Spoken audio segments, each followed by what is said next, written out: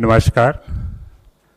आज हम आत्मनिर्भर भारत चौथे दिन का जो है वित्त मंत्री जी की तरफ से आप लोगों के ब्रीफिंग के लिए स्वागत करते हैं और मैं रिक्वेस्ट करता हूं कि आज की ब्रीफिंग मैडम शुरू कर दी जाए।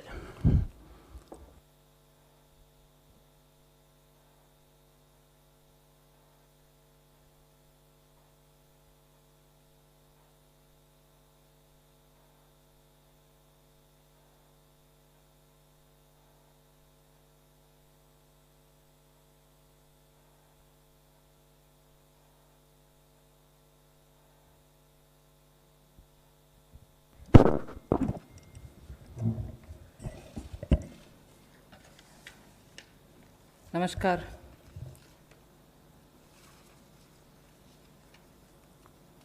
Today is the fourth day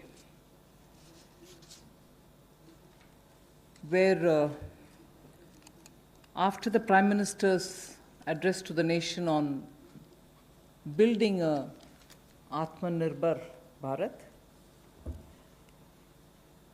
we have been announcing in several tranches the various steps that we want to take to give a stimulus, to help and to extend that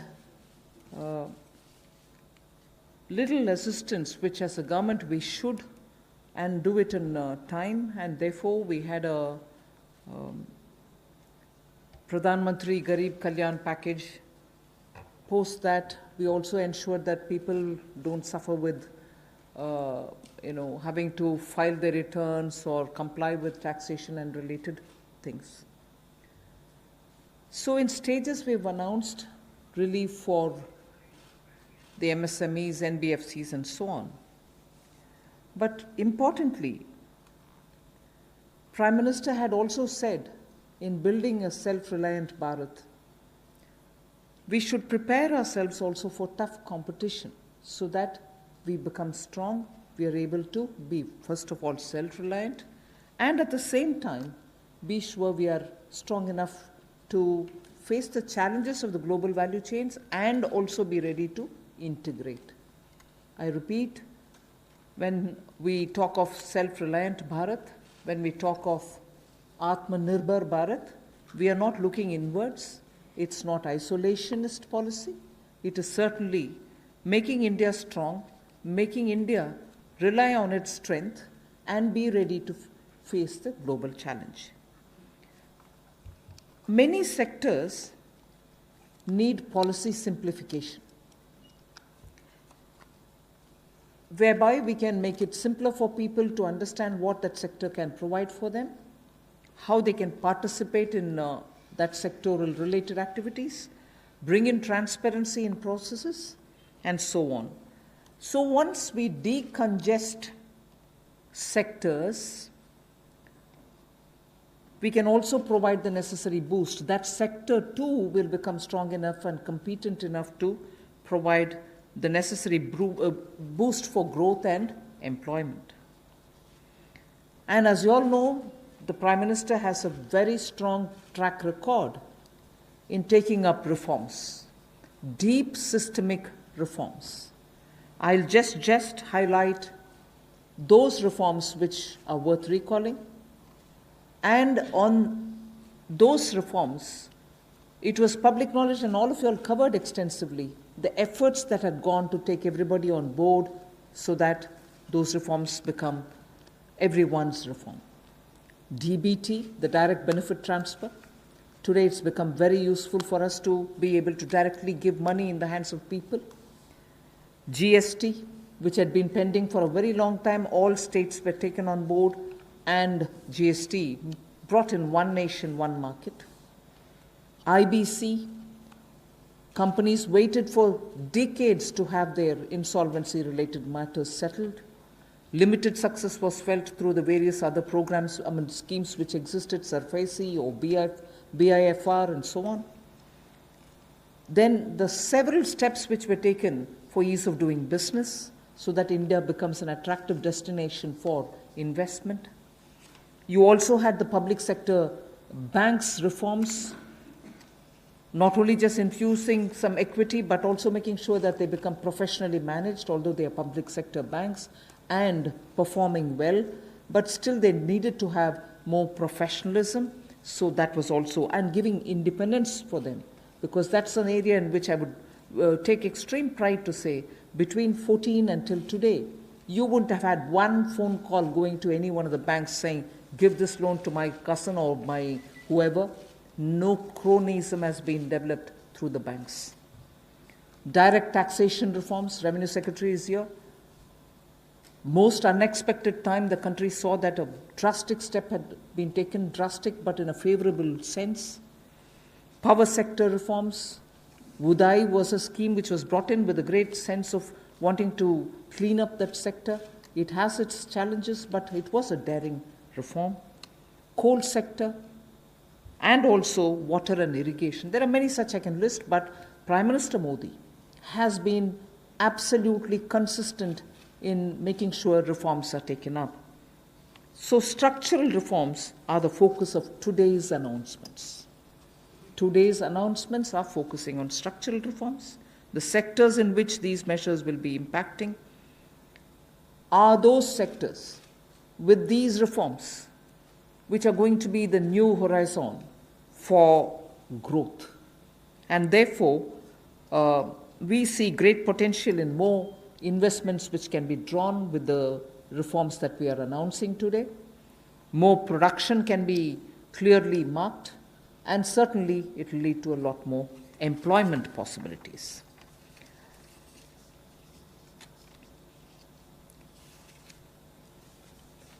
We can actually start off with some preliminary slides before I go into talking about today's announcements, which will explain all the steps that we've taken in the recent past to make sure that investment come into this country and also make India a far more business-friendly destination. Before I go into that, it is important for us to recall that steps which have been taken earlier have been announced variously at different times. And because of the lockdown and because of COVID, I think time feels like as though it's been a long time since the budget was presented. It was only presented on 1st February. And just as soon as the finance bill got passed, the parliament also had to very quickly close for the reasons of social distancing and so on. And just before February, we announced the National Infrastructure Investment Foundation, the fund that was launched. So, and therefore such steps have been taken. Clearly, these are the ones which are going to initiate a lot of things that we want to tell today, and also a lot of things that we want to do towards building an Atma-Nirbhar Bharat. So if we can go to the first slide.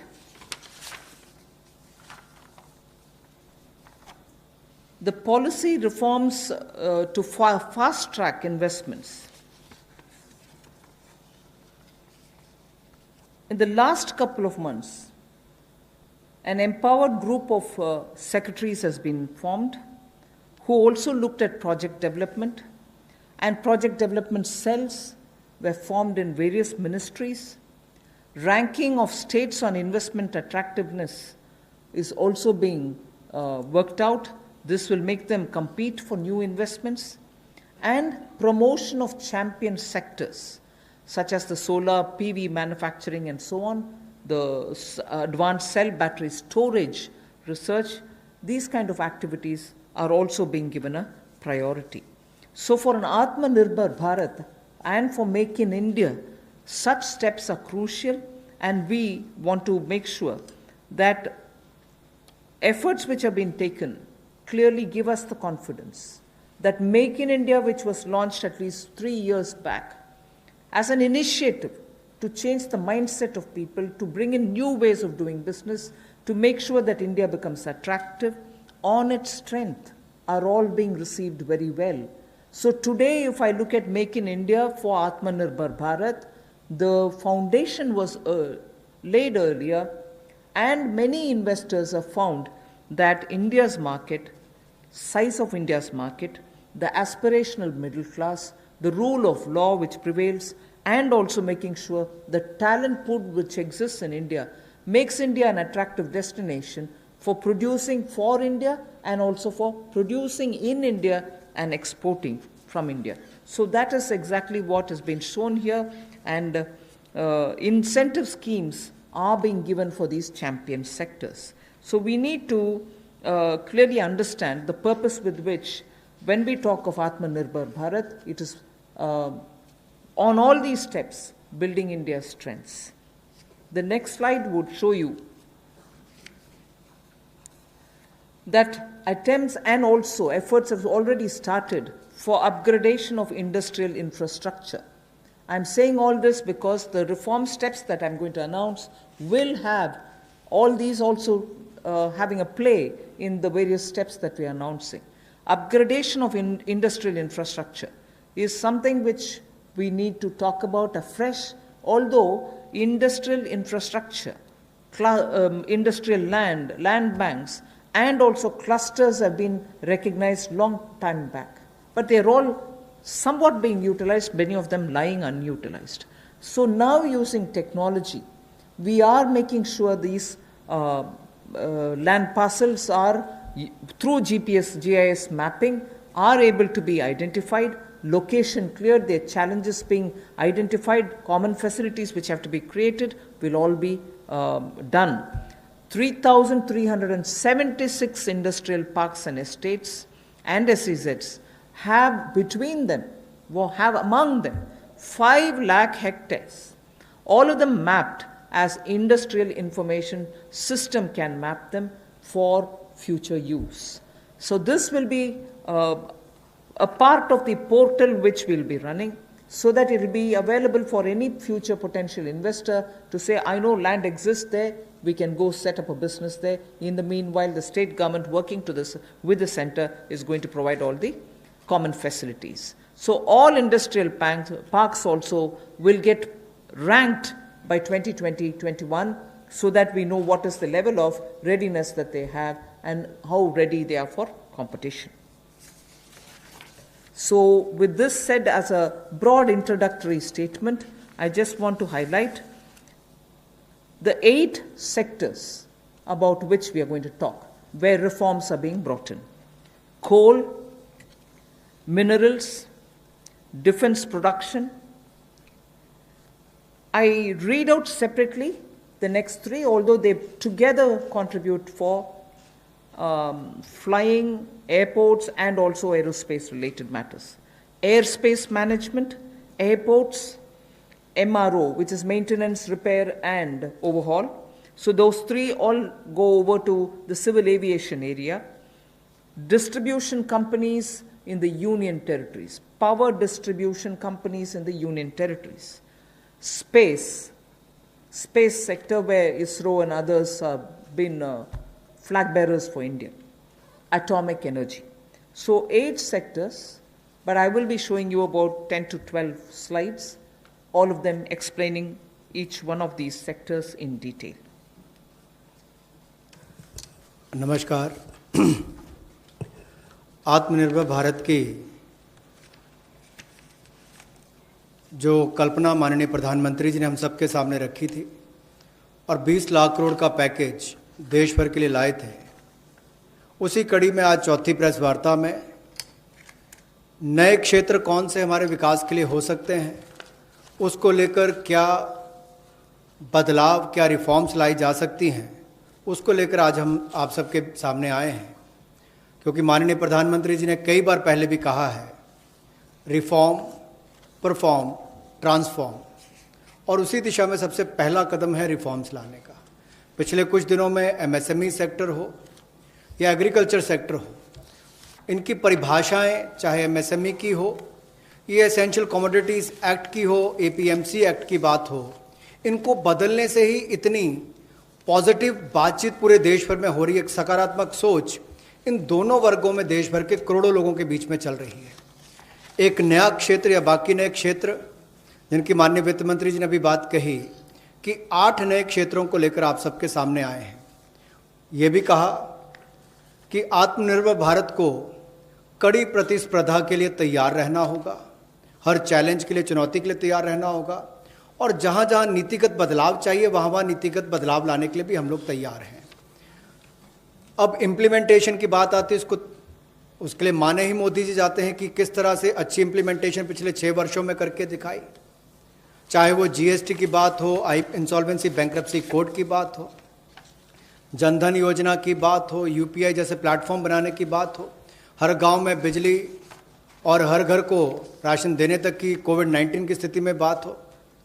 तो इसलिए इस sectors में भी तेजी कैसे आए, fast track investment की कैसे हो, उसके लिए एम्पावर्ड ग्रुप ऑफ सेक्रेटरीज का गठन किया गया है, जो निजी निवेश की मंजूरी के लिए गति देने का काम उसमें से करेंगे ताकि उसमें सहायता मिल सके और आकर्षित हम विदेशी निवेश को कर सकें। प्रत्येक मंत्रालय में प्रोजेक्ट डेवलपमेंट सेल बनेगा जो ये तय करेगा कि किस क्षेत्र में निवेश आ सकता है, कौन निवेशक हो सकता है, इनसे बातचीत करेगा और राज्यों से और केंद्र से बात भी करेगा ताकि निवेश करने वाले को कहीं पर दिक्कत ना आए। एक तरह से हैंड होल्डिंग करने का काम यहाँ पर होगा।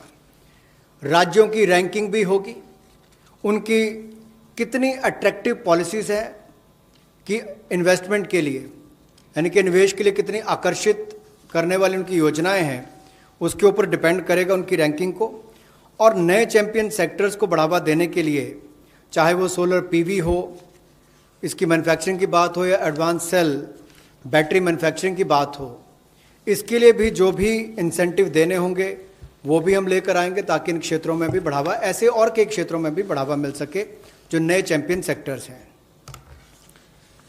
अब इंडस्ट्रियल इंफ्रास्ट्रक्चर की अगर बात करें, औद्योगिक बुनियादी ढांचे में उसके उन्नयन के लिए इस योजना को लाया गया है ताकि देश भर में जो लगभग 3,376 industrial park, industrial estate, SEZ, ये लगभग 5 लाख हेक्टेयर्स में फैले हुए हैं और इन सब की जानकारी आपको औद्योगिक सूचना प्रणाली यानी कि IIS पर मिलेगी, जिसकी GIS मैपिंग की जाएगी ताकि निवेश करने वाले को कोई दिक्कत ना हो। जो उसको बाद में दिक्कत आती थी ज़मीन से जुड़े मुद्दों को लेकर, वो भी दूर होगी। ज़मीन की उपलब्धता भी 5 लाख हेक्टेयर के लगभग जो इंडस्ट्रियल हमारे स्टेट्स हैं या हमारे पार्क्स हैं उनमें भी जो होगी उसमें उनको लाभ मिलेगा। और इसीलिए इस योजना में बदलाव भी लाया गया है। इसको मिशन मोड पर, चैलेंज मोड पर किया जाएगा ताकि ज़्यादा से ज़्यादा निवेशकों को ज़मीन जल्द से जल्द उपलब्ध राज्यों में करवाई जा सके और इसके लिए कनेक्टिविटी में भी सुधार होगा और कॉमन इंफ्रास्ट्रक्चर जो है उसमें भी अपग्रेड करने का काम किया जाएगा। The first of the 8 sectors that I want to speak about is coal. There are 4 slides all speaking about the various steps, but I will run through about all the 4, even though the sequencing may be a bit different. We are bringing in commercial mining in coal sector. You know, coal, as all of you all know, coal is a government monopoly. That government monopoly is what is now being removed. Commercial mining of coal on a revenue sharing basis would help more coal availability and also more coal availability at market prices. So this will be far more efficient and more people can get to using it. Liberalized entries will be allowed for people to participate for a range of coal blocks, and for those who produce well before the deadline, incentives also will be given. But let's first understand, if India, which is the 3rd richest or which has the 3rd largest and 3rd large valued coal availability in its mines, in untapped mines, meaning it has the 3rd valuable deposit of coal, and we still import coal, and we still sometimes feel that the energy sector is suffering because raw material is not available, So, regulations are required. And this line, you would recall, I have said day before yesterday, I have also said yesterday, regulations are required when there is a shortage. But this country has got abundant coal, and we've been regulating it, suffocating it from producing ample quantity of coal which will be required by the industry.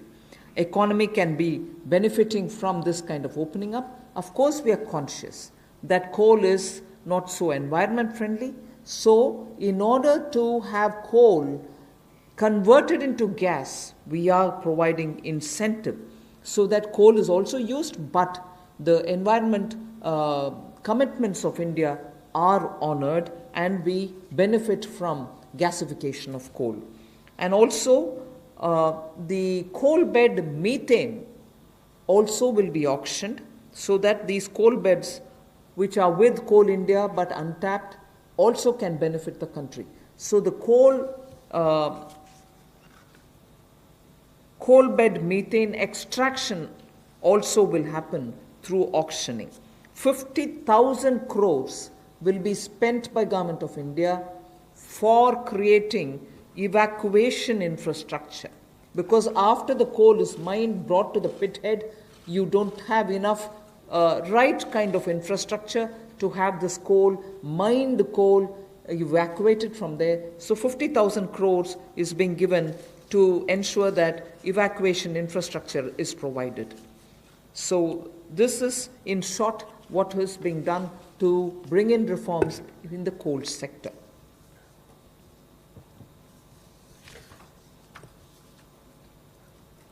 कोयला उत्पादन के क्षेत्र में आत्मनिर्भरता हमारी कैसे बने और केवल उतना ही कोयला बाहर से लाया जाए जिसकी आवश्यकता है, जो यहाँ पर उपलब्ध नहीं है।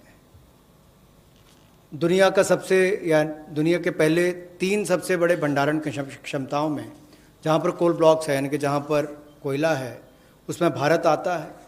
उसके बावजूद हम शायद अपनी क्षमता का दोहन नहीं कर पाए जो हमारे पास उपलब्ध थी, और इसीलिए कुछ बदलाव इसमें किए जाएंगे ताकि इसमें जो प्रति टन पहले जितने रुपए मिलते थे उसकी बजाय अब राजस्व साझा करने की बात आएगी, उस पर जाया जाएगा। और जैसे पहले जो स्टील प्लांट चलाते थे, बिजली का उत्पादन करते थे, केवल उनको मिलता था।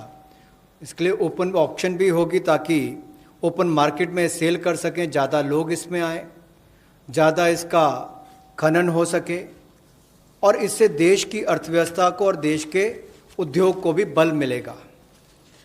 लगभग 50 ऐसे नए ब्लॉक्स खनन के लिए नीलामी पर आने वाले समय में उपलब्ध करवाए जाएंगे, और इसमें अपफ्रंट पेमेंट की सीलिंग होगी।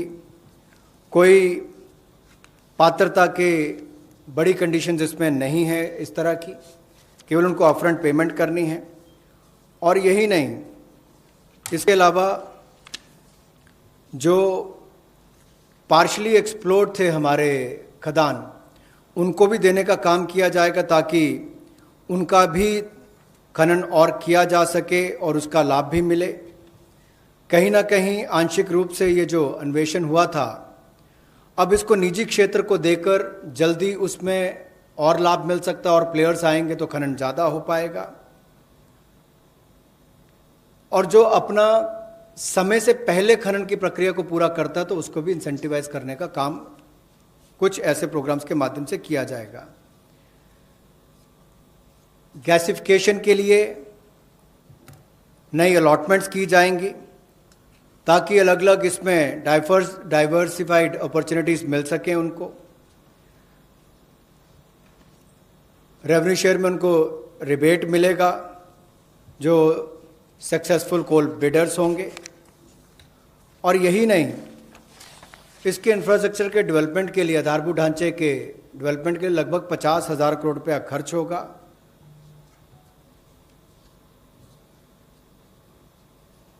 और ये जो कोल इंडिया लिमिटेड की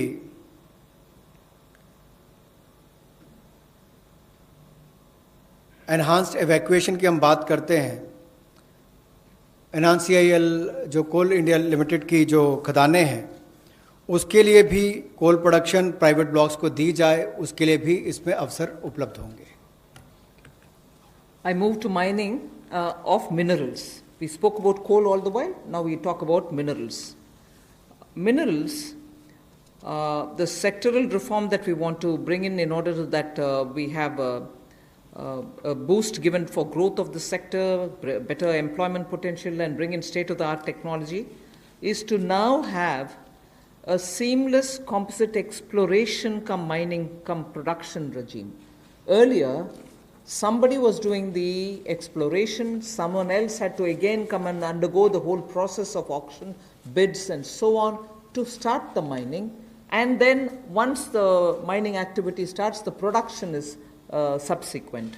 All these were dealt with in separate silos. So now what is being suggested is to, for ease of everybody participating and also the stakeholders, a seamless composite exploration come mining come production regime is being brought in.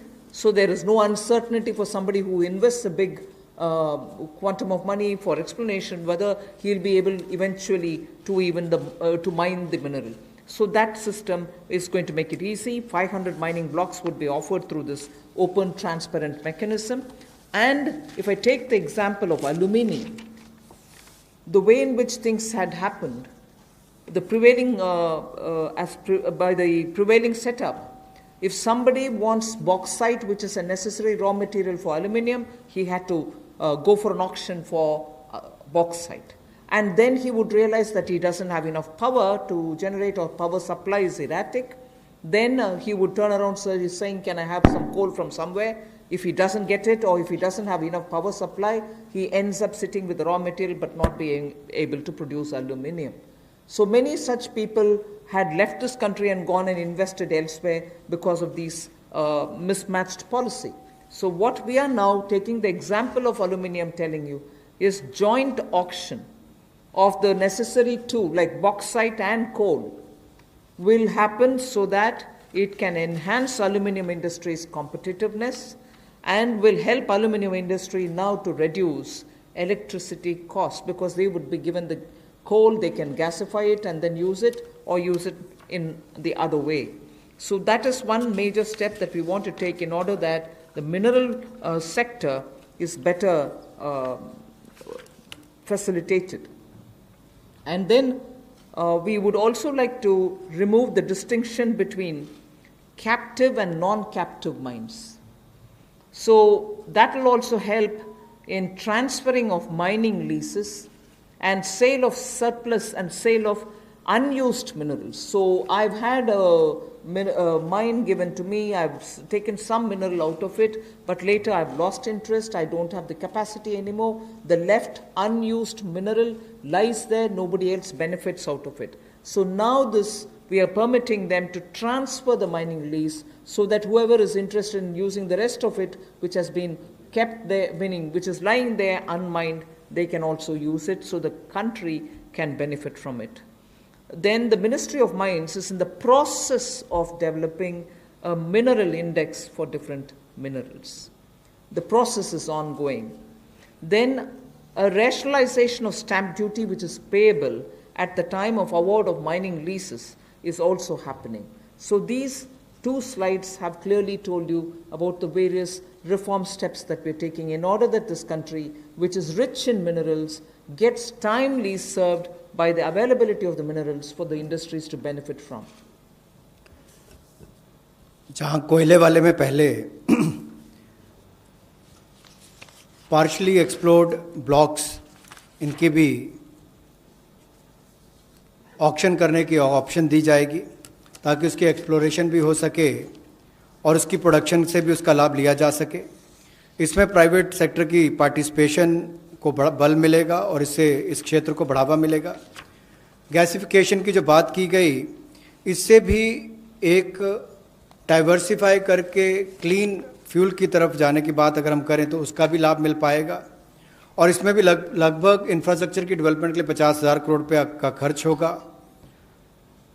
और यही नहीं, जो conveyor belt वगैरह बनानी है railway तक जाने के लिए, रेल हेड तक जाने के लिए 18,000 करोड़ रुपये का निवेश उसके ऊपर भी होगा, तो वो भी एनवायरनमेंट फ्रेंडली उस तरह के कदम उस पर उठाए जाएंगे, इससे भी उसको बल मिलने वाला है। और कोयले के क्षेत्र में एक ये बड़ा कदम है। कोल बेड मीथेन की जो बात करते हैं, उसकी एक्सट्रैक्शन के लिए भी उसमें उनको अधिकार दिए जाएंगे। और ईज़ ऑफ डूइंग बिजनेस में उसमें भी इसकी सिंप्लीफिकेशन और की जाएगी ताकि माइनिंग प्लान को छोटा किया जा सके। और 40% इसमें ऑटोमेटिक जो इंक्रीज है वो एनुअल प्रोडक्शन में देने का अवसर मिलेगा। और कंसेशन कमर्शियल टर्म्स में कहा जाए तो लगभग 5,000 करोड़ के इसमें वो भी होंगे। यही नहीं, इसके अलावा जो मिनरल सेक्टर में, खनिज क्षेत्र में आपने जो संरचनात्मक सुधार लाने की बात कही है, उसमें भी seamless composite exploration cum mining production regime की हम बात करते हैं कि इसको लाएंगे। और 500 माइनिंग ब्लॉक्स ये उपलब्ध करवाए जाएंगे। और इसमें भी बॉक्साइट और कोल मिनरल ब्लॉक्स, इसकी जॉइंट ऑक्शन हो, नीलामी प्रक्रिया हो, इसको बल दिया जाएगा ताकि जो एल्युमिनियम इंडस्ट्री है इससे उसको लाभ मिलेगा। अपनी बिजली की जो लागत आती है उसको कम करने के लिए भी, और एल्युमिनियम मैन्युफैक्चरिंग भी यहाँ पर ज़्यादा हो, इससे उसको बल मिलने वाला है। इससे जो हमारे खनन में उसको भी वृद्धि मिलेगी और रोजगार सृजन भी होगा। और state of the art technology का भी इसमें उपयोग हो पाएगा। जी, मिनरल इंडेक्स बनाने की एक बात हमने यहाँ पर की है, जिसको डेवलप किया जाएगा। और स्टैंप ड्यूटी को रैशनलाइज किया जाएगा उस समय जब वो अवार्ड की जाएगी माइनिंग लीसेस, उस समय उनको कर दिया जाएगा। We now move over to talking about defense production.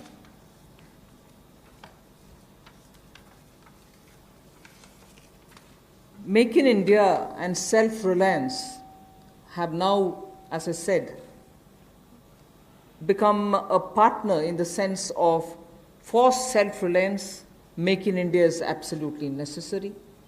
And particularly when you're talking about critical industries like defense, we need to be self-reliant where we really can be.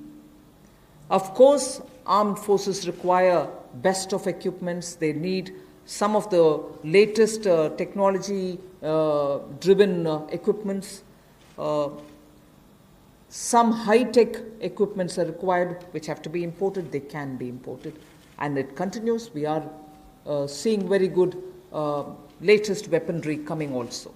But some of those which are being produced in India can be bought in India, and therefore we have now come to a conclusion that we shall notify. This is done with the consultation with the Department of Military Affairs. We shall notify a list of weapons and platforms which shall be not allowed for import, but we shall have them bought from India. So the import of this listed set of equipments shall not be allowed. They shall be banned. And every year this list will be increased because more capacities which come to be recognized, which meet the standards, which meet the defense standards, will be obtained from India. As they say, the defense's general staff qualitative requirements, the GSQRs for weapons and platforms, will all be honored, but those list of items which get notified can only be purchased from India. Indigenization of some imported spares will also be given priority. For years we have been producing spares which are good enough for even those imported vectors, imported weaponry, imported platforms. Unless we are able to do that, the spares are also something which India probably can produce but are getting imported. So indigenization of imported spares. Then for all this, budget provision, a separate budget provision will also be given for domestic capital procurement. So this is going to be something with which the defense can make sure that their import bill can come down. This is done in consultation with the Department of Military Affairs, and this will be an important step towards making sure that Indian producers of defense equipments which are absolutely meeting with the standards which the armed forces would want will be purchased from India. The next step in defense production related reform is to improve the autonomy, accountability, and efficiency in ordnance supplies which are being made by the ordnance factories. And for this, we intend to corporatize ordnance factory boards. I like to emphasize here, corporatization is not privatization. It doesn't mean that the ordnance factory boards are going to be privatized. No, they're not being privatized. But corporatized they will be. We want them to be better managed. We also eventually hope that they will get listed in the stock market. Ordinary Indian citizens can also buy shares in them. And through that, we expect that the ordnance factory boards and their processes, decision-making, output, performance, all of them will be transparent for the Indian citizens. So ordnance factory boards will be corporatized, not privatized. I want to underline that, and I want media friends to please differentiate between corporatization and privatization. The next set of things about defense production is that FDI limits are being raised from 49% to 74%. Of course, it will have the security clearances and everything else, as always. And then we'll also have a mechanism established so that time-bound defense procurement processes happen. There will be a project management unit set up. Support will be given for contract management purposes.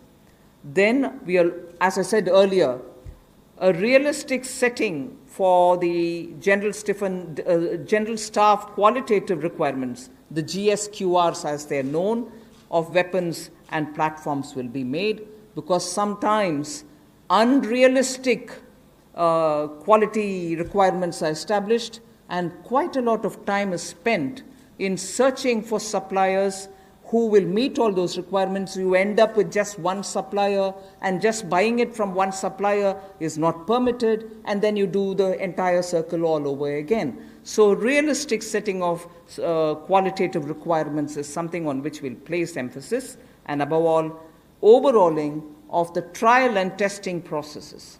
Yes, we understand India is a country which has different climatic and geospatial requirements, tropical, coastal, Himalayan, high altitude, and everything else. But we still need to be far more efficient in trial and testing of procedures.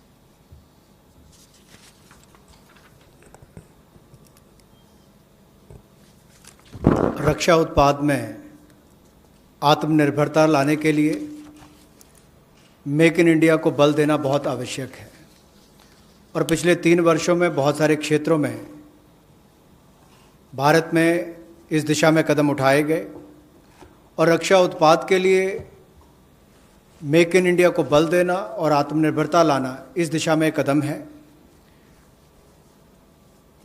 Weapons की list को notify किया जाएगा, platforms की list को notify किया जाएगा, और उन पर बैन लगाया जाएगा इंपोर्ट के लिए। हर साल इसके लिए अलग अलग टाइमलाइंस आती जाएंगी, ताकि वर्ष प्रति वर्ष भारत में हथियारों का उत्पादन यहीं पर हो और हम विदेशों पर कम निर्भर रहें। उस दिशा में एक कदम है। जो पुर्जे भी हमें इंपोर्ट करने पड़ते हैं, उसमें भी कमी लाने के लिए उनकी मैन्युफैक्चरिंग यहीं पर हो, भारतीय कंपनियों में उनका निर्माण हो, यहीं पे भारत में हो। और यही नहीं, इसके लिए सेपरेट बजट का प्रावधान भी किया जाएगा, जो डोमेस्टिक कैपिटल प्रोक्योरमेंट है उसके लिए। और इससे हमारे डिफेंस इंपोर्ट बिल में भी एक भारी कटौती होगी, लेकिन जिसका सीधा लाभ भारत में बनाने वाली उन कंपनियों को मिलेगा जो हिंदुस्तान के सैन्य की एक आपूर्ति करेंगी।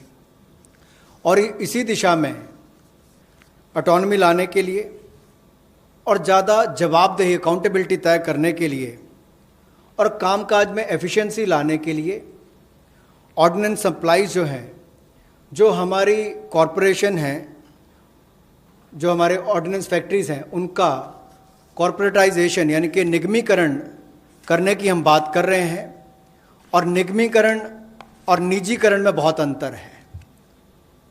ऑर्डिनेंस फैक्ट्री बोर्ड का निगमीकरण होगा ताकि उनके कामकाज में और सुधार हो, बेहतर प्रोडक्ट बन सकें, सेना को और अच्छे हथियार मिल सकें, दुनिया भर के देशों पर हमारी निर्भरता कम हो, हिंदुस्तान के अंदर और रोजगार पैदा हो सके, कंपनियों को लिस्टिंग कराकर उनकी भी क्षमता बढ़ाने का काम किया जा सके, कुल मिलाकर पारदर्शिता और बेहतर प्रदर्शन की ओर हम आगे बढ़ सकें।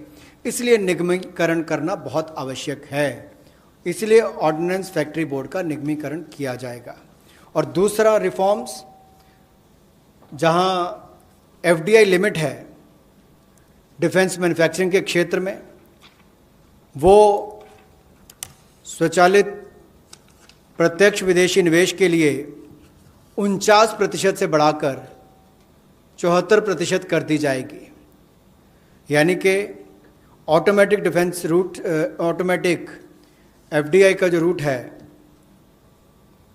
उसके लिए 49% से 74% उसको कर दिया जाएगा लिमिट को। और time bound defence procurement process हमारा हो, इसके लिए त्वरित फैसले लेने का भी काम किया जाएगा। अनुबंध प्रबंधन के लिए प्रोजेक्ट मैनेजमेंट यूनिट का गठन किया जाएगा। और जो GSQRs हैं वेपन्स और प्लेटफॉर्म्स की, उसको भी व्यवहारिक बनाने का काम किया जाएगा। और जो हमारे प्रशिक्षण की प्रक्रियाएं हैं जिसमें बहुत लंबा समय, कई बार वर्षों तक लग जाते हैं, उसका जीर्णोद्धार भी किया जाएगा ताकि उसमें कम समय लगे और जल्दी प्रोक्योरमेंट करने का, ताकि टेस्टिंग समय पर हो जाए, ट्रायल्स हो जाए और हम समय पर उनका ऑर्डर कर सकें। The next three relate to civil aviation. I'll be fairly speedy about them. One relates to airspace management. The next relates to PPP and airports which are being given for management and maintenance. Then MRO hub. The three are put together relating to civil aviation. The first is the airspace management. Just to give you a background, only about 60% of the Indian airspace is freely available. And that's because airspace is fairly restricted for its use for civil purposes and defense purposes. This means that all these years, all these decades, we have been flying to some most destinations, not through the shortest route, but slightly longer routes, which means you're having more time in the air. This actually has to be rationalized. Optimum utilization of airspace is best, because after all the fuel spent is also something which we import. Huge bill goes for that. Finally, the customer ends up paying more price for the flying, and for pilots it's a extra hour of flying or half an hour of flying. Above all, if we are able to optimally utilize the airspace and reach quickly, every one of our time is saved, and therefore now rationalization is going to happen. We will be able to get to our destination at the shortest possible time, thus saving travel time, thus saving fuel, thus saving also the pilot's flying time. This is an environment-friendly step, but having very big implication on India's fuel import bill, and also for civil aviation, which in India has biggest potential in growth. Civil aviation is up for a big leap. So the airspace availability through which the flying time is influenced is going to be better. That is one. The second that I'd like to tell you about is 6 more airports are for auction, and the Airports Authority of India shall do it on public-private basis, PPP basis. Additional investments also are likely to happen by private players in about 12 airports, which they are already holding, for better world-class facilities to be brought in. So majorly, airports in India will become far more with better facility and customer experience. This has financial implications to the extent not so much for the budget, but the AAI, the Airports Authority of India, will get a down payment of 2,300 crores, and also the first and second rounds of investments are expected to get 13,000 crores.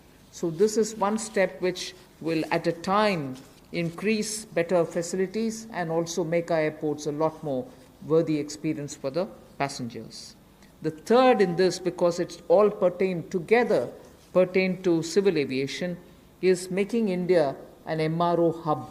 This was mentioned also in the budget. Maintenance, repair and overhaul of aircrafts is a big business. Most of the Indian aircrafts themselves go abroad to do their repair works, spend on parts there, and also come back for after the overhaul to India. But maintenance and repair and overall, India has all the capacities, manpower skills required, soft skills required, and also India can then be the center for many of the flights which go towards Southeast Asia, long distance to Australia, similarly westwards also. If we make sure that MRO's ecosystem is created in India, for which the tax regime has already been altered so that it favors setting up MRO in India, this is a major step that we want to make sure that India benefits from.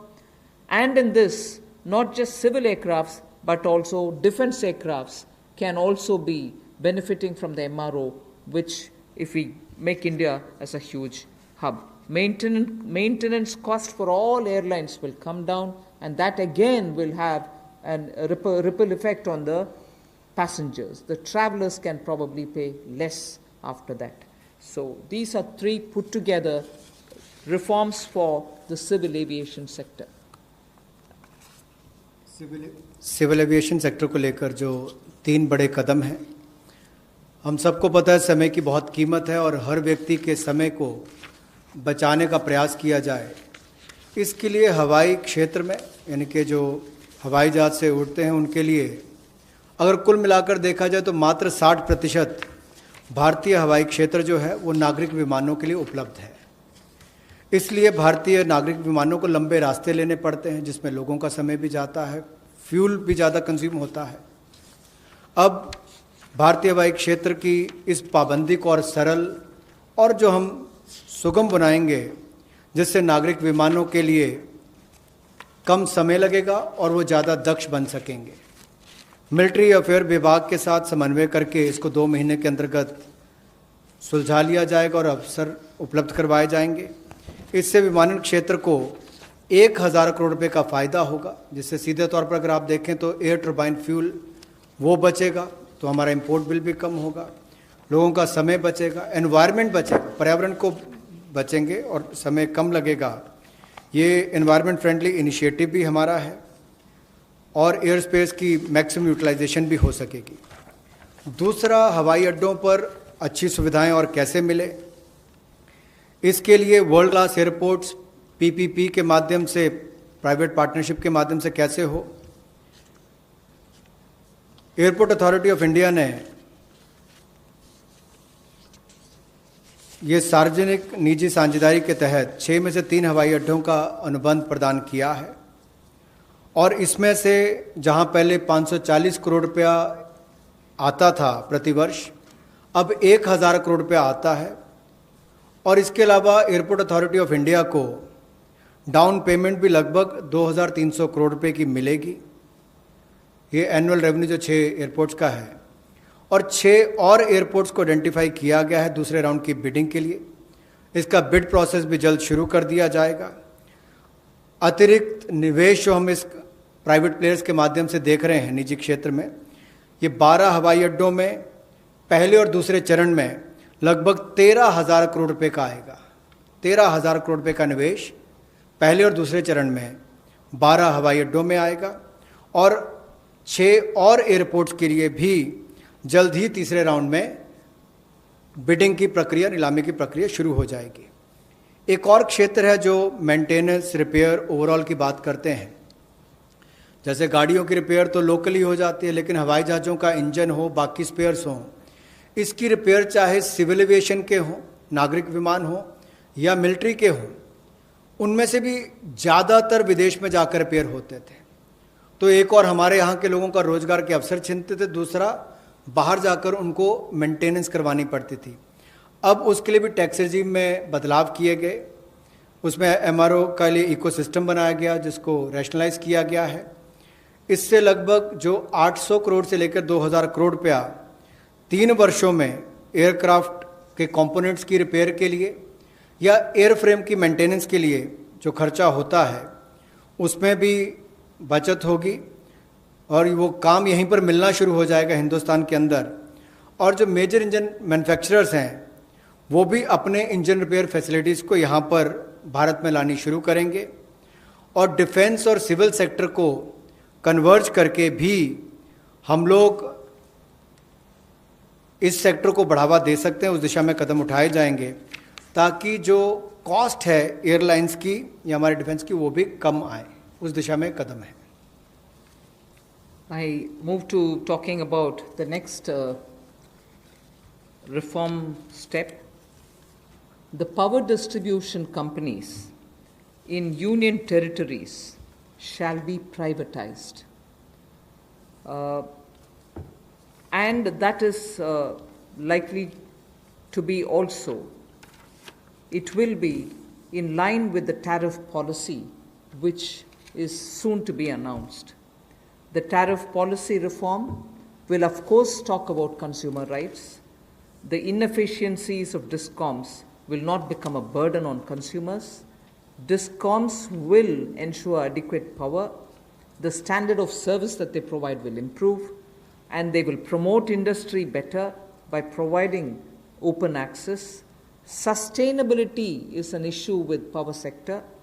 We want to be sure that timely payments to the GenCos happen. You are aware that 90,000 crores have been given this time because DISCOMs were not able to pay or service their dues to the GenCos. Such disruptions or ups and downs should be avoided, and DBT also for subsidy receiving beneficiaries will be given directly, and smart prepaid meters will be set up, about which I had mentioned in the budget also.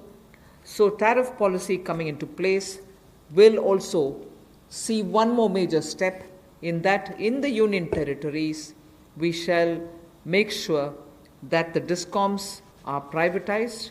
Suboptimal performance of power distribution and supply can never be in favor of the customer. So that is as regards power sector reforms.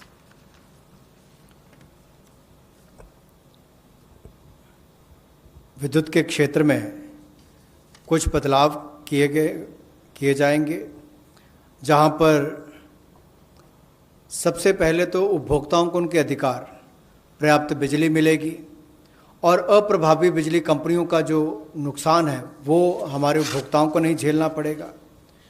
Discoms को पर्याप्त बिजली उपभोक्ता को उपलब्ध करवानी पड़ेगी, load shedding करने वाले को पेनलाइज किया जाएगा। दूसरा, इंडस्ट्री को बल मिलेगा, उद्योग को बढ़ावा मिलेगा, इससे क्रॉस सब्सिडी में कमी आएगी, विद्युत उत्पादन को बढ़ावा मिलेगा और जो विद्युत उत्पादन करने वाली कंपनियां हैं उनमें भी प्रतिस्पर्धा बढ़ेगी और इनको चयनित भी उसी आधार पर किया जाएगा ताकि ये अच्छी सुविधाएं और सर्विसेज दे सकें।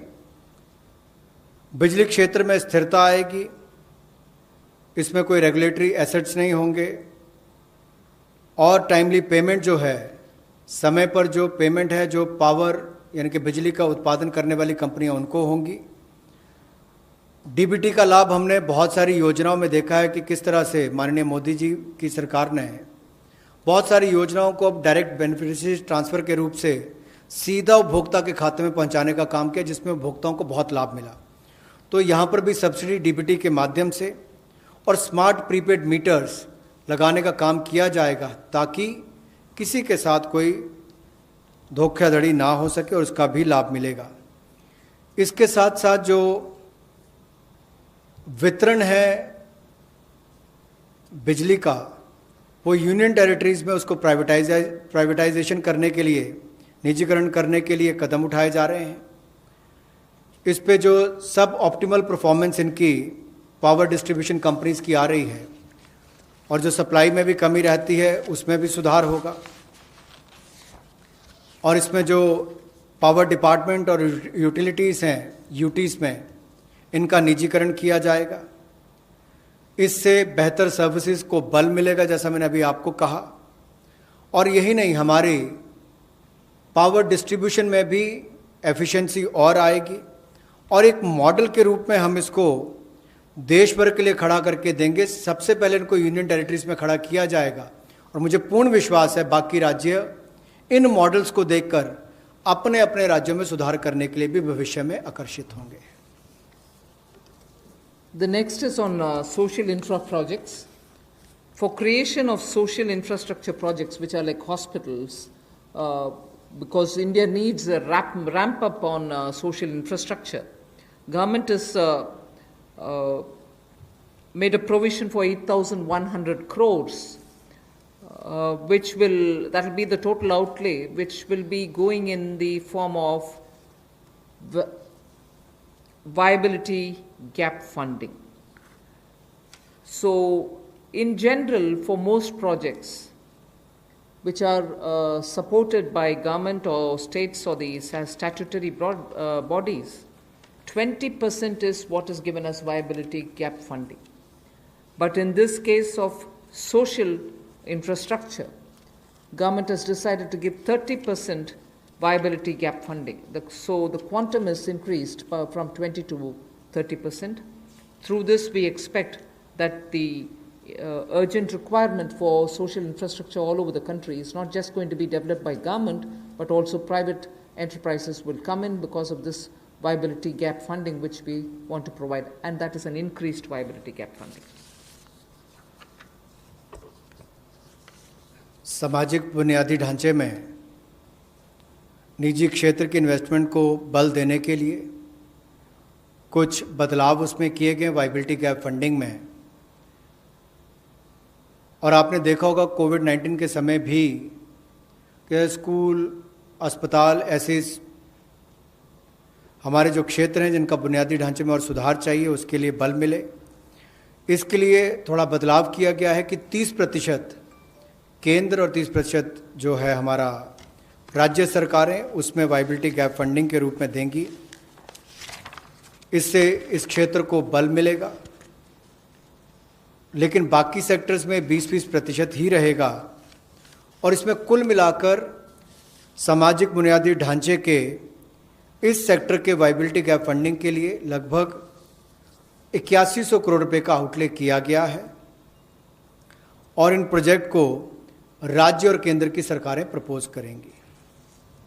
The last two reform steps that I want to announce relate to space and space. The next one relates to atomic energy. First, in space, you know that India has had the benefit of an extraordinary institution such as the ISRO. ISRO has brought the nation a lot of laurels. However, today, private sector is also doing a lot of work in the space arena. A lot of individuals and startups have spent a lot of time developing space-related technologies. Unfortunately, because of the Indian regulations, they are even unable to use ISRO's available facilities for even testing their products. So what we want to do now, in order to provide level playing field for private companies, satellite launches and space-based services, we will make a provision for them to benefit from the assets which are available with the ISRO and for India to benefit from it. We'll also provide predictable policy and regulatory environment for private players. We want them to be co-travelers with us, and therefore private sector is being encouraged. And also for future projects for planetary explorations and outer space travel, it will also be open for private sector. So in short, private sector is being given a good access to this space area where both government and private sector can work for a better Atmanirbhar Bharat. Another important aspect is there's a lot of geospatial data in India for Indians, particularly like startups which are looking at doing a lot of irrigation work, drought-prone area development work, groundwater work. They don't most often get the data within India. They go getting it from abroad, data about India, paying through their nose for some good work that they do for India itself. So a liberal geospatial data policy is something which we like to work, and we want to provide remote sensing data to tech entrepreneurs, but of course with a lot of sense of caution, because this is a very sensitive area. We want to also give the benefit and the advantage to the Indian startups who are also doing pioneering work. अंतरिक्ष के क्षेत्र में भारत ने बहुत अच्छा काम पिछले कुछ वर्षों में किया है। अब इस क्षेत्र में निजी क्षेत्र भी किस तरह से सहभागी हो, कैसे वो भागीदार बने और उपलब्धियों भरा आने वाला समय हो, इसके लिए अंतरिक्ष क्षेत्र की गतिविधियों में प्रतिपादक वृद्धि लाने के लिए निजी क्षेत्र की भागीदारी को बढ़ाने का अवसर दिया जाएगा, ताकि प्राइवेट कंपनीज को भी बराबरी का एक तरह से अधिकार, जैसे लॉन्च करने की बात हो या सैटेलाइट्स की बात हो या अंतरिक्ष क्षेत्र से जुड़ी हुई सेवाएं देने की बात हो, चाहे कम्युनिकेशन सैटेलाइट से बाकी हो, अनुमानित नीति लाकर हम अंतरिक्ष क्षेत्र में एक बड़ा सुधार लाएंगे। और यही नहीं, निजी क्षेत्र की कंपनियों को इसरो की सुविधाएं या जो एसेट्स हैं उनको इस्तेमाल का प्रावधान करेंगे, ताकि वे अपनी क्षमता बढ़ा सकें और उपलब्धियों भरा हमारा आने वाला समय अंतरिक्ष के क्षेत्र से जुड़ी हुई, चाहे वो सेवाएं हो या खोज हो, उससे जुड़ने के लिए हो। भविष्य में चाहे वो ग्रहों की खोज की बात हो या बाहरी अंतरिक्ष यात्रा जैसे प्रोजेक्ट्स हो, इनमें भी निजी क्षेत्र आगे बढ़कर आए, ऐसा हमारा प्रयास रहेगा। उदार जियोपॉलिटिकल डाटा पॉलिसी हम लेकर आएंगे रिमोट सेंसिंग डेटा के लिए, ताकि टेक्नोलॉजी एंटरप्रेन्योर्स, विशेष तौर पर स्टार्टअप्स जो इस पर काम करते हैं, उनको विदेशी कंपनियों पर निर्भर ना रहना पड़े, वो इस दिशा में बड़े कदम उठा सकें। इस दिशा में कदम उठाए जाएंगे और पॉलिसीज पर लाई जाएंगी। The last step for today under the set of reforms that we are announcing is related to atomic energy related reforms. There shall be a research reactor in PPP model which will be established only for the production of medical isotopes. Now, medical isotopes are increasingly used in cancer treatment. In fact, India has earned a lot of goodwill from very many countries which had India supply them these isotopes. So, absolutely for promoting welfare of humanity through affordable treatment for cancer and other diseases, we shall be establishing a research reactor in PPP mode, and that will produce medical isotopes. The next is establishing facilities in, again, PPP mode. Atomic energy is completely with the government, but here are the ways in which we are bringing in the PPP mode, establishing facilities in PPP mode to use irradiation technology, the radiation technology, for food preservation. Radiation technology, as you know, at one point in time the government also was discussing it, and a lot of you all were asking us questions. in crops which are like perishable crops like onions, most often when there is a good crop, because of its short shelf life, they are normally sold at a absolutely low price, or they are left to rot. Whereas when you use radiation technology, we are able to provide it the necessary qualities with which it can be stored for a longer time. Shelf life of perishable goods like onions can be improved and longevity given.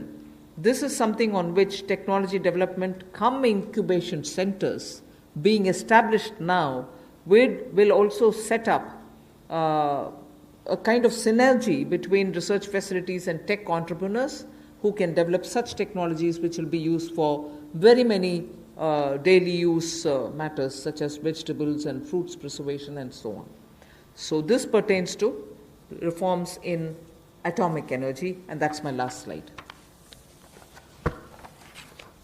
Atomic energy से related जो हमारी reforms हैं उस पर जो cancer के क्षेत्र में भी भारत ने दुनिया भर में दवाइयाँ देने का काम हो या कोविड-19 के समय भी दुनिया भर के देशों को यहाँ से फार्मा सेक्टर ने जो दवाइयाँ भेजी, उसमें और आगे हम क्या कर सकते हैं। मेडिकल आइसोटोप्स का उत्पादन करने के लिए पीपीपी मोड में रिसर्च रिएक्टर्स का स्थापना करेंगे और इससे मानवता की सेवा को और बल मिलेगा। और भारत में जो कोविड-19 के समय हो या कैंसर की ट्रीटमेंट के लिए भी इससे पहले लगातार दुनिया भर के देशों को यहाँ से मेडिसिन देने का काम किया हो, उस दिशा में भी हम कदम आगे बढ़ा सकें।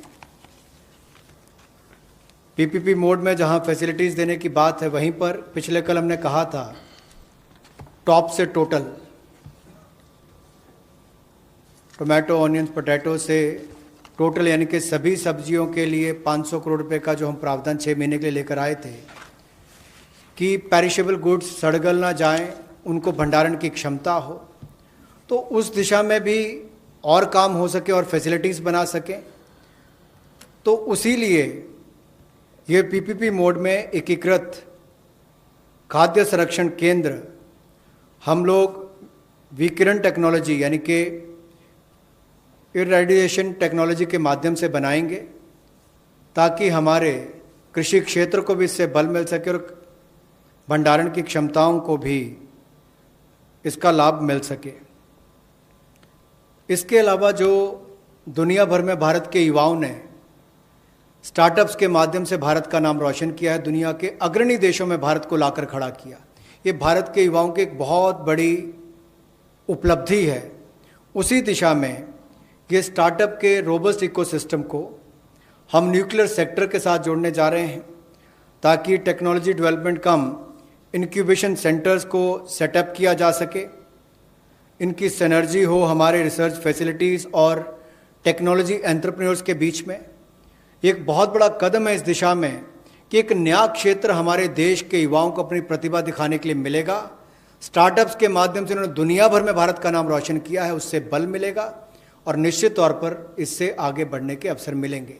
और वहीं पर टॉप से टोटल में हमें टेक्नोलॉजी का लाभ भी किसानों के लिए और भंडारण क्षमता के लिए मिलेगा। बहुत बहुत धन्यवाद। धन्यवाद। Friends, we can take some questions, otherwise 12.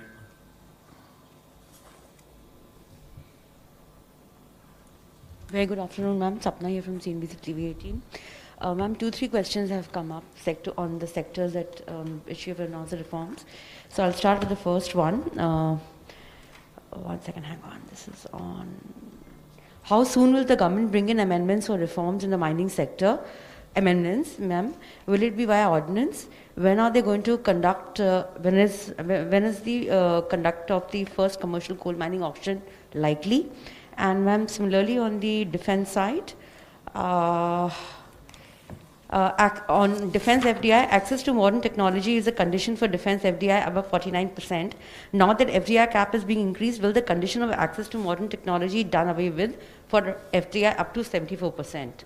These two questions, and ma'am, one broad question also that's doing the rounds. People are asking that, what about the demand side measures to contain the COVID pandemic, ma'am, the after effects? Thank you, ma'am. Well, I would only say on coal-related issues, when is the auction going to happen? When are you going to bring the, legislative amendments? Are you going to do it by ordinance? We intend doing it at the earliest. I do not want to get into details of when, how, and so on. But the intent has been very clearly expressed here. Action will soon follow. That's about coal. And defense production, defense FDI-related issues, the ministry concerned will come up with the detailed answers. Not just answers, but also the notification stating how that is going to work out. We've given broadly the items on which reform steps are being announced today. That's the second.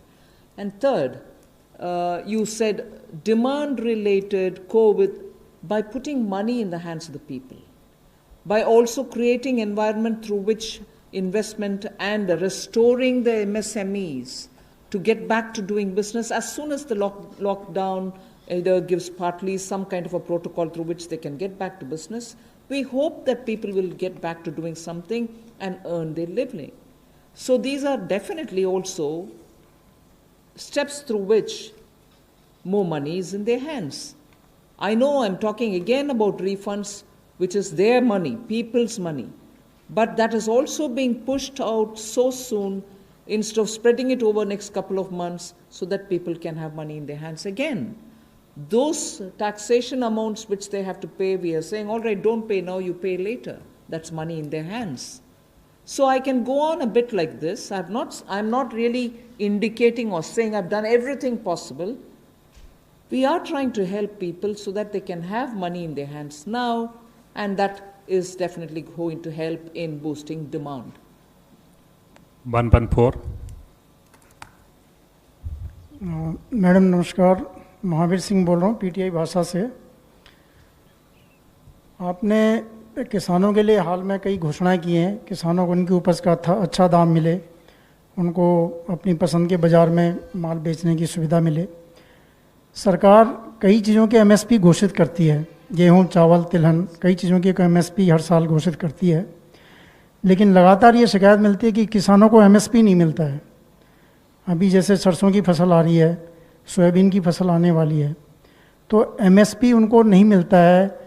एक आपका जो NCDEX और ये वायदा बाज़ार चलते हैं, forward market होती है, उसमें सब में दाम एमएसपी से नीचे बोले जाते हैं, नीचे चलते हैं। तो सरकार इसके बारे में क्या सोच रही है कुछ, कि उसमें फॉरवर्ड ट्रेडिंग होती है कि जून में ये रेट होगा, जुलाई में ये रेट होगा, सब एमएसपी से नीचे होता है। तो सरकार जब एक तरफ किसानों को ऊंचा दाम देने की बात कर रही है और दूसरी तरफ फॉरवर्ड मार्केट में दाम एकदम नीचे होता है, कैसे सरकार इसको किसानों को फ़ायदा पहुंचाएगी? एमएसपी जब सरकार देती है, मार्केट रेट से जब प्राइस गिर जाता है, उस समय उनको एमएसपी के द्वारा सरकार प्रोक्योरमेंट में जोड़ने में उनको सही दाम मिल पाएगा। अगर आप बोल रहे हैं एमएसपी नहीं दिया जाता है, ज़रूर वो स्टेट में हम पूछ सकते हैं कि क्या कुछ विषय है। सो मैं इससे ज़्यादा स्पेसिफिकली वो नहीं मिल रहा है, कहाँ नहीं मिल रहा है, ऐसे तर्क कर नहीं सकती हूँ। ज़रूर आपके इन्फॉर्मेशन जो भी इस राज्य सरकार का है, आप प्लीज़ हमें दे दीजिए। वे ज़रूर किसान को मदद करने के लिए जो करना है ज़रूर करेंगे। Last question 14. Ma'am, two things. Timsi this side from CNBC TV 18. Firstly, you referred today.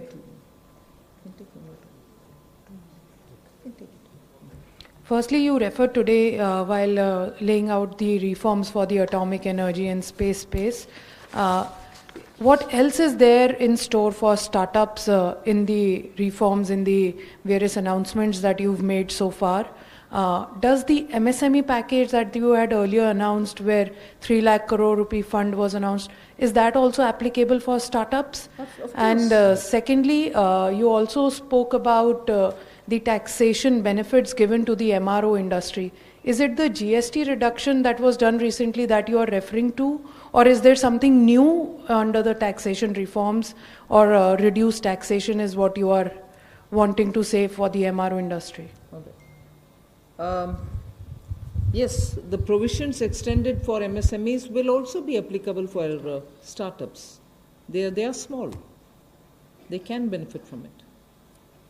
And on the MRO taxation, yes, Revenue Secretary, you can please.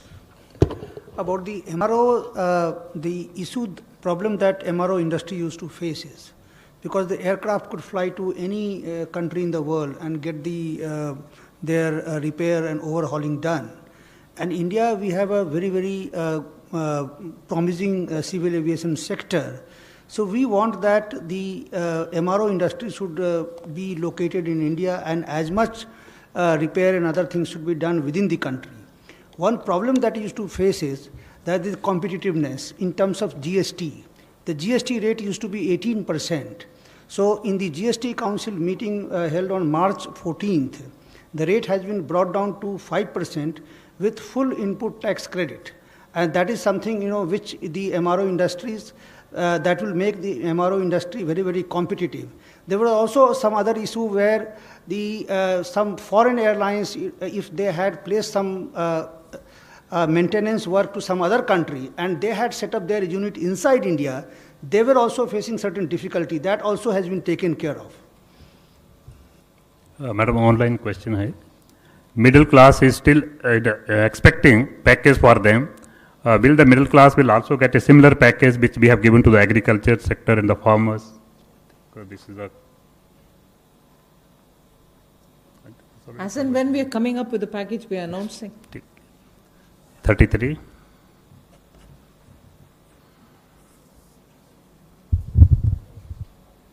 Ma'am, Sushil from ANI, ma'am. Ma'am, in the light of announcements for airline industry, will there be any direct help be given to struggling Indian private carriers too, ma'am? Well, as and when we have something to announce, we are announcing. So, 29, last question. Ma'am Monica ji business ma'am मेरा सवाल है कि जो middle class salaried लोग हैं specially जो tourism sector hospitality और aviation में हैं उनकी सैलरीज भी नहीं आ रही हैं अभी साथ ही वो इंस्टॉलमेंट पे कर रहे हैं तो क्या मॉरेटोरियम ड्यूरेशन बढ़ाने को कोई प्रपोजल है क्योंकि वो उसका बेसब्री से इंतज़ार कर रहे हैं हालांकि आपने एनुअल रिटर्न फाइलिंग में एक्सटेंशन दी है पर साथ ही उनको कुछ टैक्स रिलीफ मेजर्स वगैरह भी वो आपसे एक्सपेक्ट करते हैं ठीक है thank you ma'am friends there is important announcement कल आत्मनिर्भर भारत का जो लास्ट सेशन है 5वें वाला 4 बजे की बजाय मॉर्निंग में 11 बजे होगा so please note we will also send the invitation accordingly tomorrow Sunday we are having the media briefing at 11 o'clock here only so kindly join thank you very much